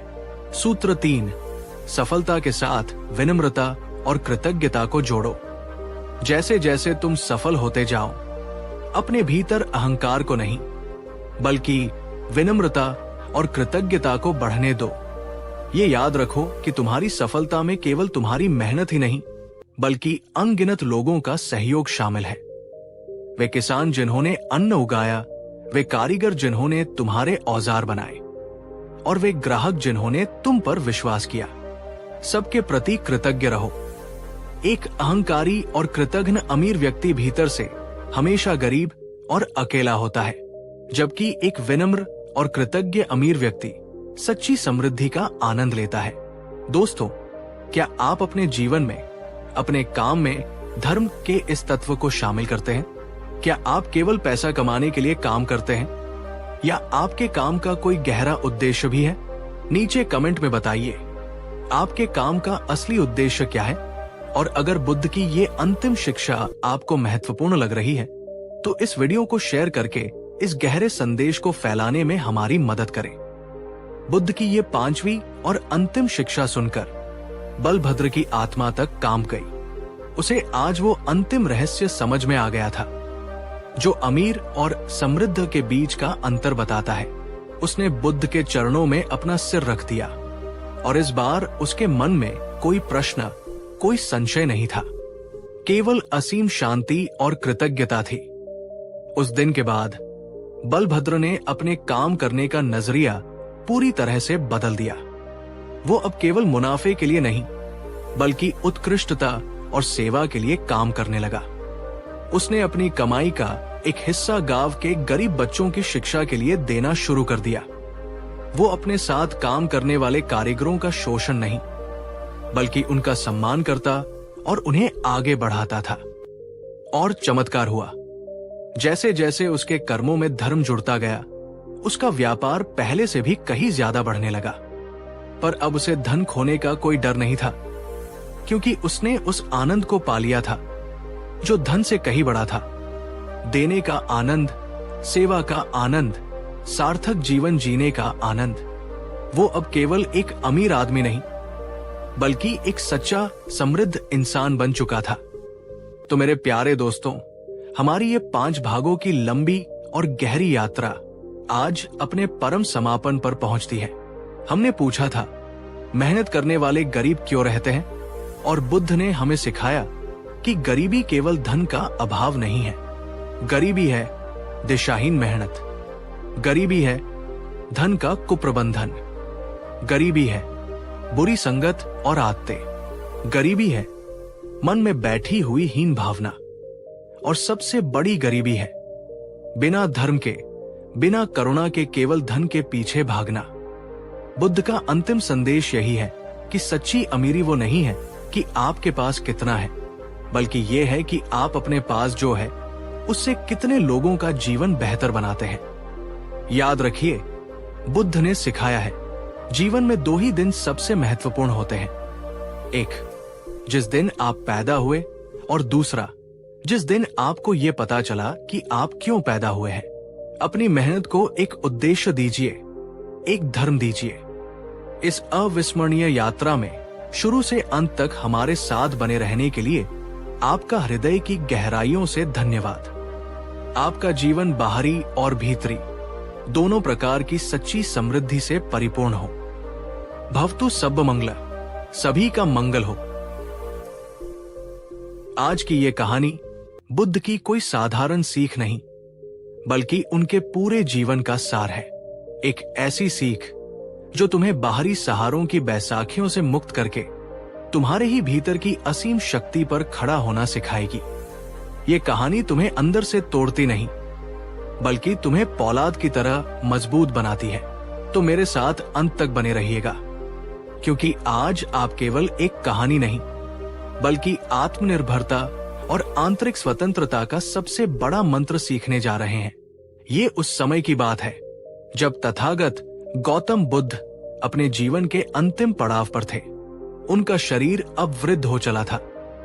उनके परम शिष्य आनंद, जो एक परछाई की तरह पिछले 20 वर्षों से भी अधिक समय से उनके साथ थे, उन्हें देखकर बहुत चिंतित और दुखी रहते थे। आनंद का बुद्ध से केवल गुरु शिष्य का रिश्ता नहीं था, वे बुद्ध से एक बालक की तरह असीम प्रेम करते थे। उन पर पूरी तरह निर्भर थे। हर छोटे बड़े निर्णय से पहले वे बुद्ध से मार्गदर्शन मांगते थे। हर शंका के समाधान के लिए उनकी ओर देखते थे। उनके लिए बुद्ध ही उनका सूर्य थे, जिनकी रोशनी में वे अपना मार्ग देखते थे। एक दिन जब बुद्ध एक शांत वृक्ष के नीचे ध्यान में बैठे थे, तो आनंद ने उनके पैरों के पास बैठकर अपने मन की सबसे गहरी चिंता और सबसे गहरे डर को प्रकट किया। उनकी आवाज में एक बच्चे की तरह कातरता थी। भगवान, आपका शरीर अब शिथिल हो रहा है। मेरे मन में ये सोचकर ही अंधकार छा जाता है कि अगर एक दिन आप नहीं रहेंगे तो हमारा क्या होगा। मैं किससे पूछूंगा कि क्या सही है और क्या गलत है। आपका ये विशाल संघ किसकी छत्र छाया में रहेगा। आपके बिना हमारा मार्गदर्शक कौन होगा। बुद्ध ने धीरे से अपनी आंखें खोली। उनकी नजरें शांत थी, पर आनंद के इस गहरे प्रेम और उतनी ही गहरी निर्भरता को देखकर उनकी आंखों में असीम करुणा छलक आई। वे जानते थे कि आनंद का ये प्रश्न केवल आनंद का नहीं, बल्कि हर उस इंसान का है जो किसी दूसरे को अपनी शक्ति का केंद्र बना लेता है। उन्होंने बहुत ही कोमल स्वर में कहा, आनंद, तुम मुझसे और इस शरीर से क्या अपेक्षा करते हो। मैंने तुम्हें वही धम्म सिखाया है जो मैंने स्वयं जाना है, बिना कुछ छिपाए। और आनंद, जो मुझसे और मेरे शरीर से प्रेम करता है, वो सच्चा शिष्य नहीं। जो मेरे धम्म से, मेरी शिक्षा से प्रेम करता है और उसे अपने जीवन में उतारता है, वही मेरा सच्चा अनुयायी है। जो मुझसे प्रेम करता है वो मेरे शब्दों पर निर्भर नहीं रहता, वो मेरे दिखाए मार्ग पर चलकर अपने भीतर के प्रकाश को स्वयं खोजता है। जरा सोचिए दोस्तों, बुद्ध यहाँ क्या कह रहे हैं। वे कह रहे हैं कि किसी व्यक्ति से प्रेम करना और उसकी शिक्षा से प्रेम करने में बहुत अंतर है। क्या हम भी अपने जीवन में आनंद की तरह नहीं हैं? हम अपने माता पिता, अपने गुरु, अपने दोस्त या अपने जीवन साथी पर इतने निर्भर हो जाते हैं कि हम अपनी खुद की निर्णय लेने की क्षमता को ही भूल जाते हैं। हर कदम पर हमें किसी की मंजूरी, किसी की सलाह चाहिए होती है। क्या हम सच में एक स्वतंत्र जीवन जी रहे हैं, या सिर्फ किसी और की इच्छाओं और अपेक्षाओं की परछाई में चल रहे हैं? अगर तुम भी अपने हर फैसले के लिए हमेशा दूसरों की ओर देखते हो, तो बुद्ध के इस वचन को याद रखो। तुम अपना दीपक, अपनी शक्ति किसी और के हाथ में दे रहे हो। बुद्ध ने आनंद की इस गहरी निर्भरता को तोड़ने के लिए उसे समझाया।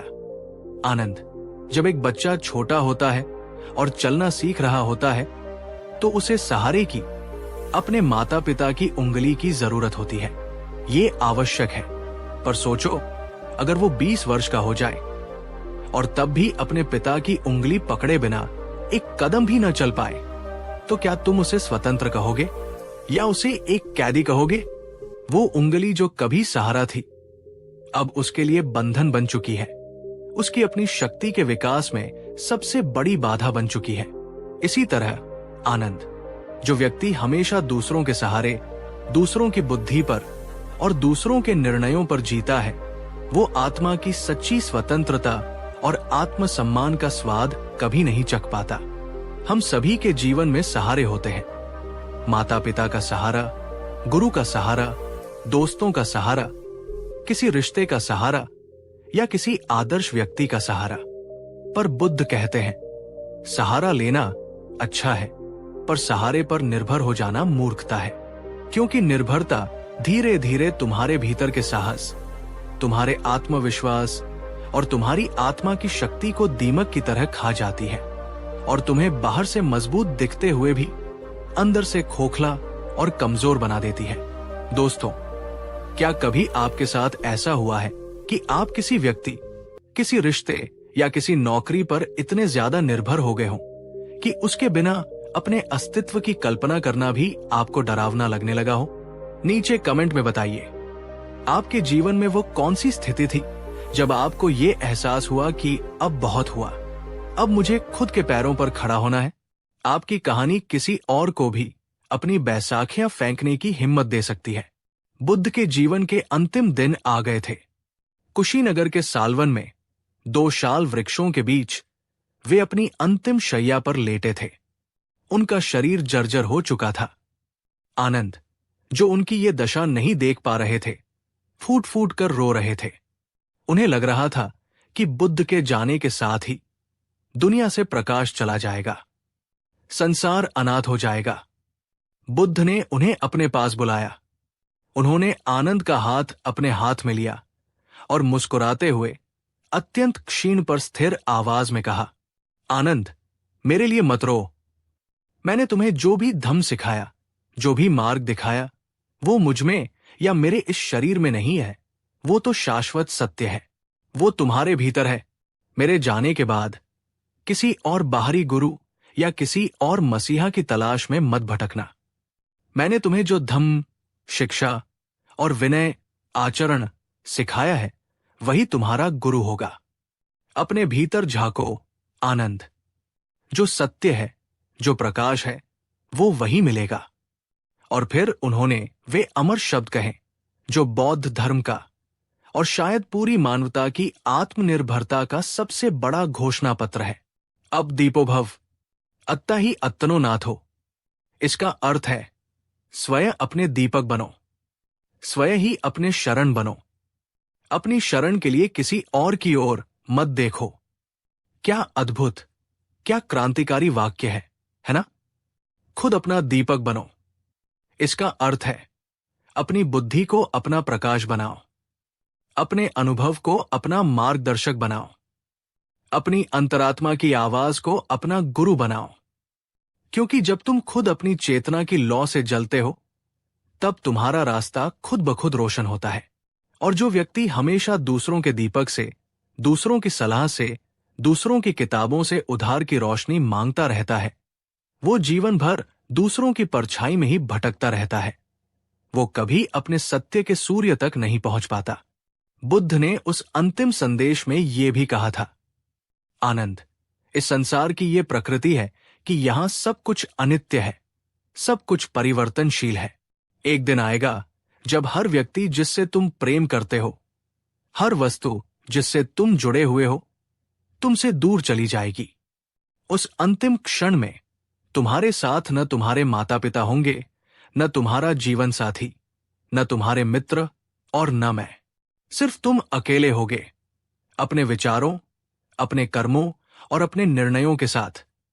सोचो दोस्तों, अगर उस अकेलेपन के क्षण में तुम खुद पर ही भरोसा नहीं कर पाए, तुम्हारी अपनी रोशनी तुम्हारे साथ नहीं हुई, तो उस गहरे अंधकार में तुम्हारा हाथ कौन थामेगा? दुनिया की सबसे कड़वी और सबसे बड़ी सच्चाई यही है। यहां हर रिश्ता, हर साथ सशर्त है। लोग तब तक आपके साथ है जब तक उन्हें आपसे कुछ मिलता है, चाहे वो प्रेम हो, सुरक्षा हो या खुशी। जब उनकी जरूरत खत्म होती है या आपसे बेहतर कोई मिल जाता है, तो वे तुम्हें अकेला छोड़ सकते हैं। ये कठोर है पर सत्य है। पर बुद्ध हमें डरा नहीं रहे, वे हमें जगा रहे हैं। वे कह रहे हैं कि अगर तुम अपनी खुशी, अपनी शांति, अपनी स्थिरता का केंद्र अपने ही भीतर बना लो, अगर तुम खुद पर टिके हो, तो फिर चाहे पूरी दुनिया भी तुम्हें छोड़ जाए, कोई तुम्हें गिरा नहीं सकता। एक बहुत ही गहरा और व्यक्तिगत सवाल है। अगर आज आपके जीवन से सब कुछ चला जाए, आपके रिश्ते, आपकी नौकरी, आपका पैसा, आपकी प्रतिष्ठा, तो क्या आपके भीतर कुछ ऐसा बचेगा जिसके सहारे आप फिर भी मुस्कुरा पाएंगे? क्या आपके भीतर वो दीपक है? अगर आपका जवाब हाँ है, या आप उस दीपक को जलाना चाहते हैं, तो नीचे कमेंट में ये संकल्प लिखिए, मैं अपना दीपक खुद बनूंगा। बहुत से लोग सोचते हैं, अगर हम अपने साथी पर या अपने बच्चों पर या अपने माता पिता पर निर्भर हैं, तो इसका मतलब है कि हम उनसे बहुत प्रेम करते हैं। पर बुद्ध कहते हैं, नहीं, निर्भरता प्रेम नहीं है, ये एक सूक्ष्म बंधन है, एक मोह है, एक आसक्ति है। सच्चा प्रेम तुम्हें पंख देता है, वो तुम्हें और स्वतंत्र और शक्तिशाली बनाता है, जहां तुम दूसरे व्यक्ति को भी उसकी पूरी स्वतंत्रता में उड़ने देते हो और खुद भी अपने पंख फैलाते हो। सच्चा प्रेम मुक्ति है, जबकि निर्भरता तुम्हारे पंख काट देती है, तुम्हें एक पिंजरे में कैद कर देती है। जहां प्रेम स्वतंत्रता में खिलता है, वहीं निर्भरता धीरे धीरे तुम्हारी आत्मा को जकड़ लेती है और तुम्हें एक अपाहिज बना देती है। क्या आप किसी ऐसे रिश्ते में हैं जहां अब धीरे धीरे खुद को खोते जा रहे हैं, जहां आपकी अपनी कोई पहचान, अपनी कोई राय नहीं बची है, जहां आप अपना हर निर्णय भी किसी और से पूछे बिना नहीं ले सकते? अगर हां, तो रुकिए और बुद्ध की इस बात को फिर से सुनिए। ये वीडियो आपके लिए ही एक इशारा है। अब वक्त है खुद को, अपनी खोई हुई आत्मा को वापस पाने का। बुद्ध के जीवन के बिल्कुल आखिरी क्षण थे। आनंद उनके पास बैठे अब भी सिसक रहे थे। उनका हृदय अपने गुरु के बिछोह की कल्पना से फटा जा रहा था। बुद्ध ने धीरे से अपनी आंखें खोली और अपने सबसे प्रिय शिष्य की ओर देखकर कहा, आनंद, अब और मत रो। मैंने तुम्हें पहले ही सिखाया है कि जो भी जन्मा है, जो भी संयोग से बना है, उसका वियोग, उसका अंत निश्चित है। मेरे इस शरीर को भी जाना ही है, पर मेरी शिक्षाएं, मेरा धम्म अमर है। उसे बाहर किसी किताब या किसी मूर्ति में मत खोजना, उसे अपने भीतर खोजना। फिर उन्होंने अपनी बची हुई सारी ऊर्जा को एकत्रित करके अंतिम बार पूरी मानवता के लिए अपना परम संदेश दोहराया, अब दीपो भव, अपने भीतर का दीपक स्वयं जलाओ। और इतना कहकर वे परम शांति, महापरिनिर्वाण में लीन हो गए। उस रात आनंद का दुख तो गहरा था, पर उस दुख के पार उन्होंने बुद्ध की अंतिम शिक्षा के सत्य को अनुभव कर लिया था। उन्होंने समझ लिया था कि बुद्ध का शरीर चला गया है, पर बुद्ध की चेतना, उनका प्रकाश अब उन्हें बाहर नहीं, अपने भीतर ही खोजना है। और कहते हैं, वही रात थी जब बुद्ध का बाहरी दीपक तो बुझ गया, पर उनका सच्चा प्रकाश, उनका धम्म, आनंद के भीतर एक अमर दीपक बनकर जल उठा। दोस्तों, आज हम एक ऐसे युग में जी रहे हैं जहां हमारी जिंदगी दूसरों पर निर्भर होती जा रही है। हमें क्या पहनना है, क्या खाना है, कहाँ घूमना है, और यहां तक कि हमें क्या सोचना है, ये सब कोई और तय कर रहा है। सोशल मीडिया, विज्ञापन और सूचनाओं के इस अंतहीन शोर में हम अपनी खुद की आवाज सुनना ही भूल गए हैं। लेकिन बुद्ध का ये संदेश, अप दीपो भव, आज पहले से कहीं ज्यादा प्रासंगिक है। ये हमें कहता है, दूसरों की राय से प्रभावित होने से पहले खुद की अंतरात्मा से पूछो। किसी ट्रेंड को फॉलो करने से पहले अपने सत्य को खोजो। किसी बाहरी गुरु की तलाश करने से पहले अपने भीतर के गुरु को जगाओ। तुम्हारा जीवन तभी चमकेगा, तुम्हारी यात्रा तभी सार्थक होगी, जब तुम उस यात्रा के नक्शे दूसरों से मांगना बंद कर दोगे और अपनी दिशा खुद तय करोगे। याद रखो दोस्तों, दूसरों की छाया में जीने वाला व्यक्ति कभी अपने अस्तित्व का सूरज नहीं बन पाता, और जो व्यक्ति एक बार अपने भीतर का दीपक जला लेता है, उसे फिर दुनिया का कोई भी अंधेरा डरा नहीं सकता। जब तुम खुद पर, अपनी बुद्धि पर और अपनी क्षमता पर विश्वास करते हो, तब ये पूरा ब्रह्मांड भी तुम्हारे साथ चलने के लिए मजबूर हो जाता है। यही आत्मनिर्भरता की शक्ति है। इसलिए बुद्ध कहते हैं, दूसरों के जलाए हुए दियों की उधार की रोशनी में रास्ता मत ढूंढो। अपनी आत्मा की चिंगारी से, अपने भीतर की लौ से अपना रास्ता खुद बनाओ। अगर बुद्ध की ये अमर कहानी, ये परम संदेश आपके दिल को छू गया हो और इसने आपके अंदर एक नई हिम्मत, एक नई स्वतंत्रता की प्यास जगाई हो, तो इस वीडियो को अपना गहरा सम्मान देते हुए इसे लाइक जरूर करो। बुद्ध का प्रकाश आज भी, इसी क्षण तुम्हारे भीतर जल रहा है। बस उसे बाहर मत खोजो। अपनी आंखें बंद करो और अपने भीतर देखो, क्योंकि वही तुम्हारा सच्चा, शाश्वत और अविनाशी दीपक है। पिछले भाग में हमने बुद्ध की उस अमर वाणी को सुना, अप दीपो भव, स्वयं अपने दीपक बनो। हमने जाना कि कैसे बुद्ध ने अपने अंतिम क्षणों में अपने सबसे प्रिय शिष्य आनंद को और पूरी मानवता को बाहरी सहारों से मुक्त होकर अपने ही भीतर के प्रकाश में जीने का मार्ग दिखाया। लेकिन ये महान शिक्षा एक गहरे प्रश्न को भी जन्म देती है। एक ऐसा प्रश्न जो शायद आपके मन में भी उठ रहा होगा, ये सुनने में तो बहुत अच्छा लगता है, पर इसे करे कैसे जब जीवन की कठोर सच्चाइयां हमें चारों ओर से घेर ले। जब सब कुछ हमारे खिलाफ हो, तब हम अपने भीतर का वह दीपक आखिर जलाए कैसे? आज की हमारी ये यात्रा इस श्रृंखला का समापन भी है और इसकी पराकाष्ठा भी। आज हम सिर्फ कहानी नहीं सुनेंगे, बल्कि बुद्ध की इस महान शिक्षा को अपने वास्तविक जीवन, अपनी आधुनिक परिस्थितियों में उतारने का व्यावहारिक मार्ग भी खोजेंगे। बुद्ध कहते थे, जिंदगी हर किसी की परीक्षा लेती है, कभी हालातों के रूप में तो कभी लोगों के रूप में। लेकिन एक बहुत ही गहरा रहस्य है, परीक्षा इसलिए नहीं आती कि तुम हार जाओ, बल्कि परीक्षा ठीक उसी क्षण आती है जब तुम्हारे भीतर का दीपक जलने के लिए तैयार होता है। तूफान दीपक को बुझाने नहीं, बल्कि उसे और मजबूती से जलना सिखाने आता है। बुद्ध के पास एक बार एक युवक आया। उसका चेहरा उतरा हुआ था, उसकी आंखें सूनी थी। वो बोला, भगवन, मैंने अपना सब कुछ खो दिया है। मेरा व्यापार दिवालिया हो गया। जिस परिवार के लिए मैंने सब कुछ किया, उन्होंने मुझे अकेला छोड़ दिया और मेरे सबसे करीबी दोस्त भी मुझसे दूर हो गए हैं। मेरे पास अब कोई सहारा नहीं है। मेरा जीवन समाप्त हो गया है। ये सुनकर कोई भी साधारण व्यक्ति उसे सांत्वना देता, पर बुद्ध की आंखों में दुख नहीं, एक अजीब सी चमक थी। वे मुस्कुराए और बोले, तो अब तुम्हारे पास जीवन का सबसे बड़ा अवसर है, वत्स। वो युवक ये सुनकर चकित रह गया। उसने कहा, अवसर? कैसा अवसर? मेरे पास तो अब कुछ भी नहीं बचा। बुद्ध ने बड़ी करुणा से उत्तर दिया, ठीक यही तो अवसर है। अब तुम्हारे पास कोई बाहरी सहारा नहीं बचा है। अब तुम्हें मजबूरी में ही सही, पर अपने भीतर के उस सहारे को खोजना पड़ेगा जो तुमसे कभी छिन नहीं सकता। अब तक तुम दूसरों की दी हुई बैसाखियों पर चल रहे थे। आज जीवन ने तुमसे वे बैसाखियां छीन ली हैं, ताकि तुम ये जान सको कि तुम्हारे अपने पैर भी हैं और वे दौड़ने में भी सक्षम हैं। सोचिए दोस्तों, बुद्ध यहां क्या कह रहे हैं? वे कह रहे हैं कि जीवन का सबसे अंधकारमय क्षण ही तुम्हारे आंतरिक प्रकाश के उदय का सबसे बड़ा अवसर होता है।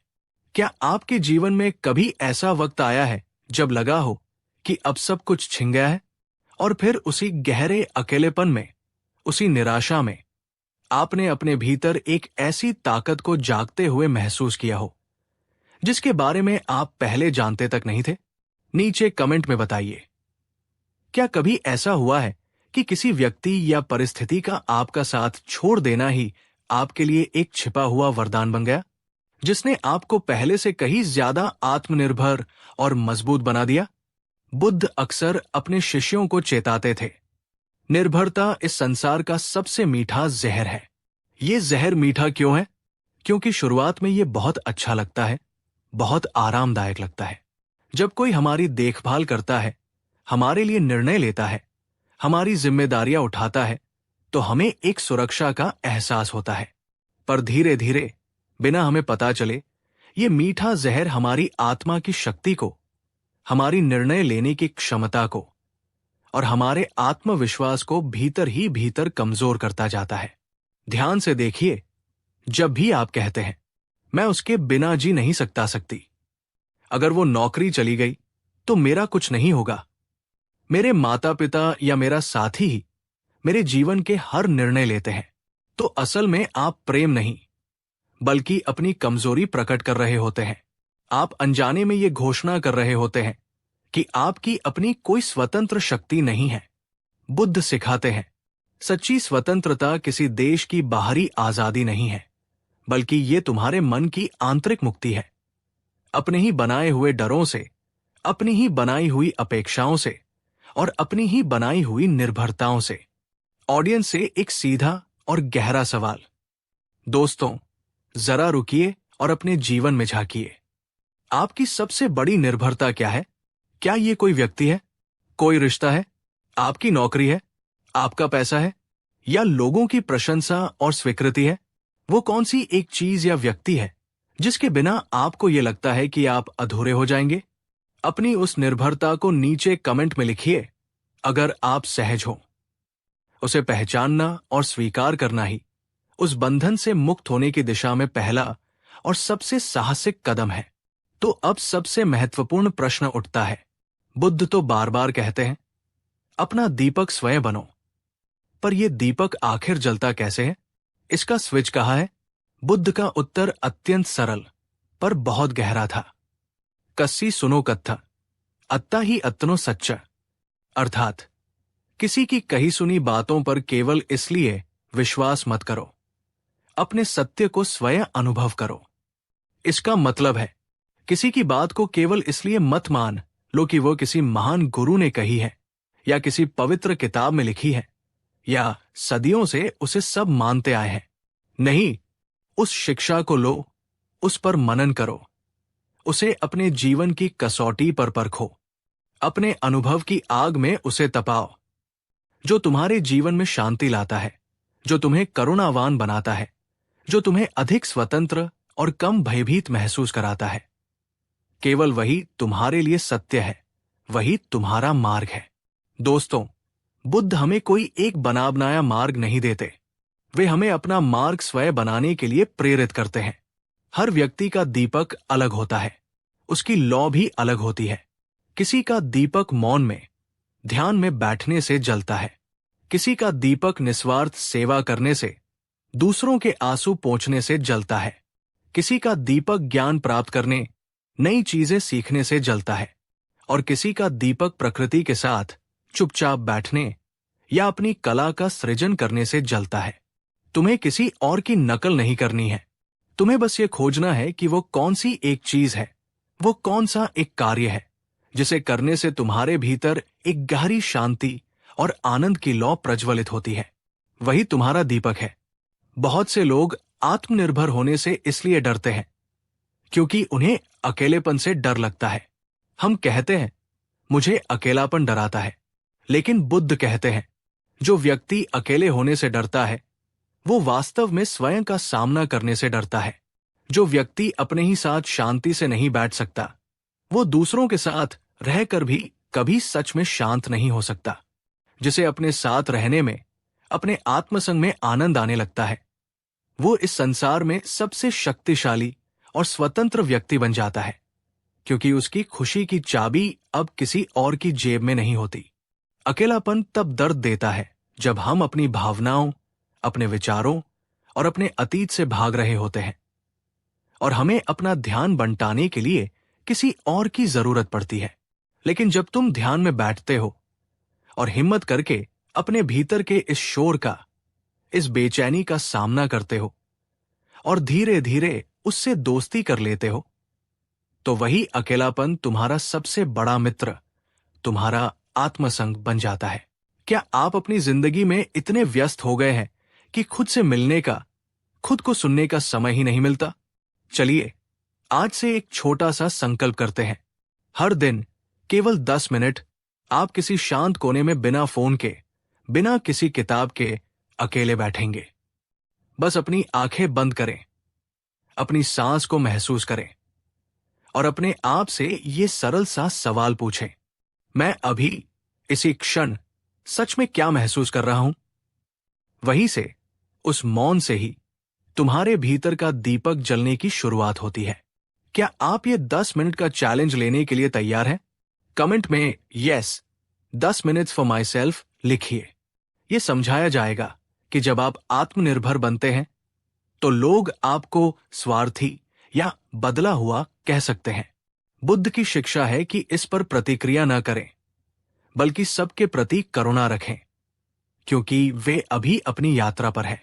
यह बताया जाएगा कि जब बाहरी गुरुओं पर निर्भरता छूटती है तो हमारी अपनी अंतरात्मा, इंट्यूइशन ही हमारी सबसे बड़ी मार्गदर्शक बन जाती है।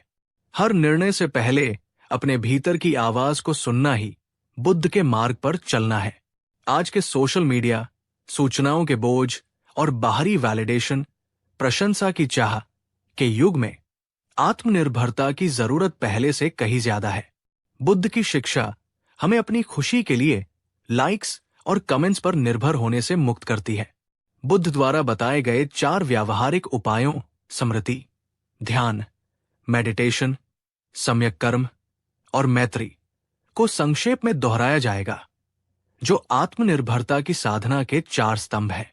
दोस्तों, बुद्ध की ये अमर वाणी अब दीपो भव केवल एक उपदेश नहीं है, ये एक क्रांति का आह्वान है।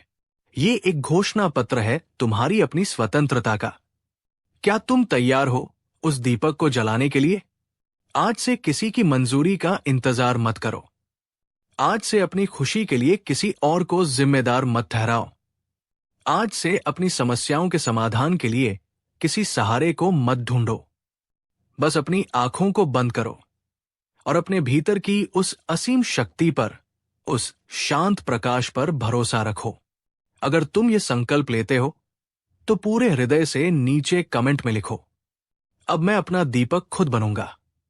और अगर बुद्ध की ये गहरी, जीवन बदलने वाली कहानी तुम्हारे दिल को छू गई हो तो इसे लाइक करो, अपने दोस्तों के साथ शेयर, आंखें बंद करो, एक गहरी सांस लो और धीरे धीरे छोड़ो और अपने भीतर, अपने हृदय के केंद्र में उस छोटी सी, शांत और अविनाशी लौ को महसूस करो।